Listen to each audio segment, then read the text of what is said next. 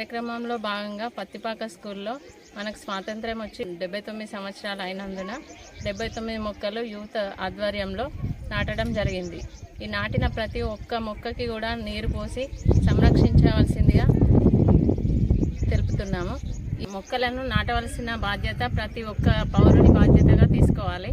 Only forest వాళ్ళే కాకుండా గ్రామంలో ఉన్న ప్రతి వ్యక్తి కూడా బాధ్యతగా తీసుకొని కాపాడుకోవాలి. అలాగే నాటిన ప్రతి ఒక్క మొక్కని కూడా సంరక్షించుకోవాలి. మనకి పర్యావరణంలో అనేక సమస్యలు ఎదురవుతున్నాయి.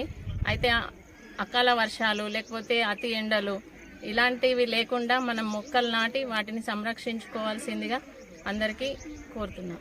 మన ప్రకృతిని నాశనం చేయకుండా పొల్యూషన్కి బారిన పడకుండా ప్రకృతిలో ఆక్సిజన్ లెవెల్స్ను పెంచడానికి ఈ చెట్లు నాటడం జరిగింది. స్వతంత్రం వచ్చి 79 సంవత్సరాలు అయినంత సందర్భంగా మేము 79 చెట్లు నాటడం జరిగింది.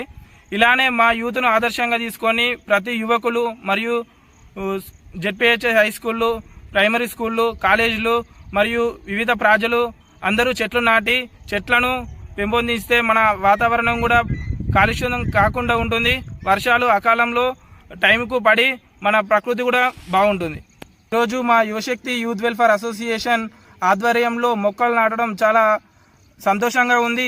మా యూత్లో మొత్తం 20 మంది సభ్యులు ఉంటే ప్రతి ఒక్క సభ్యుడు 2 మొక్కలను దత్తకు తీసుకొని 80 చెట్లను ఇప్పుడు మేము నాటిన 79 చెట్లను రక్షిస్తూ పర్యావరణానికి తోడ్పడుతూ ఇలా మరెన్నో కార్యక్రమాలు నిర్వహిస్తామని